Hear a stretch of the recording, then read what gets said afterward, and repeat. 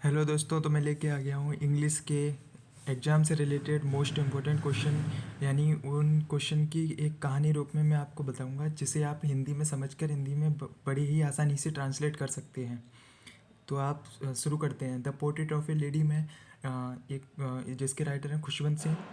वो अपनी दादी से काफ़ी प्रेम करते हैं, और शुरुआती दिनों में जब उनके माँ बाप शहर चले जाते हैं और उन्हें अपनी दादी के साथ रहना पड़ता है, इसीलिए वह अपनी दादी के साथ रहते हैं। उनकी दादी उन्हें सुबह सुबह नहाकर तैयार तैयार करती थी और अपने साथ उन्हें स्कूल छोड़ने जाया करती थी, और वह साथ में वहाँ पर अपने स्कूल के पास में मंदिर में स्क्रिप्चर्स यानी जो धार्मिक ग्रंथ हैं उन्हें पढ़ा करती थी।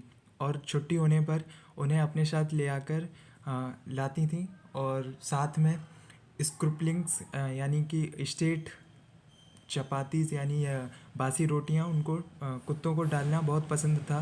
तो इसलिए वह साथ में कुत्तों को बासी रोटी भी डाल के आया करती थी। और एक टर्निंग पॉइंट आता है जब उन खुशवंत सिंह के माता पिता शहर में सेटल्ड हो जाते हैं, तो वह खुशवंत सिंह को बुला लेते हैं, और उन दादी माँ को भी उनको बुला लेते हैं, जिससे उनके बीच दादी और खुशवंत सिंह के हुई बीच जो अच्छी बॉन्डिंग थी वो क्रैक होने लगती है।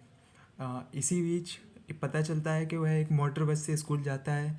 खुशवंत सिंह जाते हैं और वह इंग्लिश में पढ़ाई करते हैं। खासकर इससे तो वह उसकी पढ़ाई में हेल्प ना करने की वजह से दादी अकेली पड़ गई थी। वह रिसाइटेड करती रहती थी, यानी उनके पास एक जो माला थी जिसे हम रोज़री बोलते हैं, उनके पास वह माला थी जिससे वह अपने साथ में पढ़ती रहती थी और उसे ही स्क्रिप्चर्स बार बार करती रहती थी।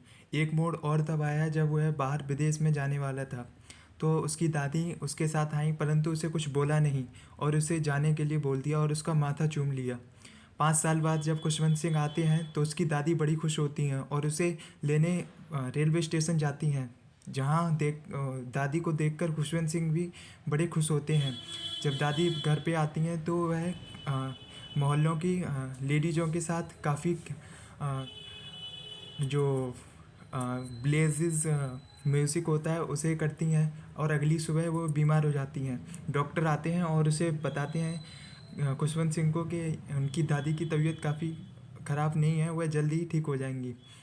लेकिन दादी जानती थी कि उनका अंत निकट है, इसलिए वह ज़्यादा ना कुछ बोलकर अपनी रोज़री को जपती रहती थी तथा मन ही मन उसका रिसाइटेड करती रहती थी, यानी बार बार उसको रिपीट करती रहती थी। और अगली ही सुबह वह माला गिर जाती है और दादी इस संसार से चली जाती हैं। तो इसमें अगर क्वेश्चंस की बात करें तो ज़्यादातर टर्निंग पॉइंट पे क्वेश्चन आ सकते हैं, तो इस चीज़ का ध्यान रखें। चैप्टर नंबर दूसरे पे आए तो एक गॉर्डन कुक होते हैं, जो उस समय पहले एक कैप्टन थे जिन्होंने पूरे समुद्र का एक चक्कर लगाया था, जिसे वो दोहराने के लिए अपनी वाइफ मैरी के साथ और 9 साल के 9 साल की बेटी सुजैन तथा 7 साल के बेटे जोनानाथ के साथ अपने एक बनाए हुए जहाज़ वेव वॉकर के साथ निकल पड़ते हैं। वह इंग्लैंड से निकलते हैं, करीब केप टाउन जो साउथ अफ्रीका के दक्षिण में स्थित है, वहाँ से 1,05,000 किलोमीटर दूरी तय करने के बाद उनके लिए एक खतरनाक पल आते हैं।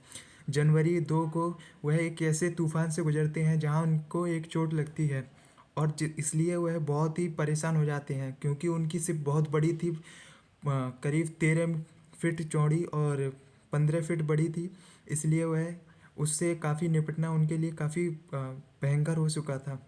और बात करें तो जब तूफ़ान आई थी तो वह उनके सारे इंस्ट्रूमेंट काम करना बंद कर दिए, और क्या कहते हैं, उन्होंने लेकिन यहाँ तक काफ़ी जिम्मा नहीं खोया, और उन्होंने फाइटिंग एटीट्यूड रखते हुए एक साथ काम किया और एक पुरानी मोटर से जहाज़ से पानी निकाला, और जहाज़ को ठीक करने के बाद करीब 15 घंटे बाद वह उस सिचुएशन को कंट्रोल कर पाए। लेकिन जनवरी 5 को वह दिन फिर आया और ख़राब मौसम फिर होने लगा, क्योंकि उन्होंने जनवरी 4 को ही एक भोजन खाया था, लेकिन अब उन्हें लगने लगा था कि हम बचने वाले नहीं हैं, और उन्होंने जो उनके साथ दो को जो हेल्पर थे जिनका नाम लैरी विजिल और स्क्रेल हेजर था, उनकी मदद के सहायता से उन्हें 185 डिग्री पर मुड़ने के लिए कहा, और वह शांत होकर बैठ गए। लेकिन उन्हें यह नहीं पता था कि वह एक आइलैंड की दिशा में चल पड़े हैं, और कुछ ही समय बाद जनवरी 6 को सुबह वह एक आइलैंड पर पहुंचे। उनका बेटा जॉनाथन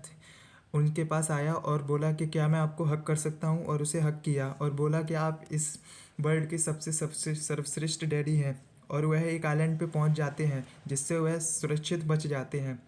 तो इसमें बात करें तो ज़्यादातर इसमें डेटेज याद रखना ज़रूरी है, तो मैं एक बार फिर आपको रिवाइज करवा देता हूँ।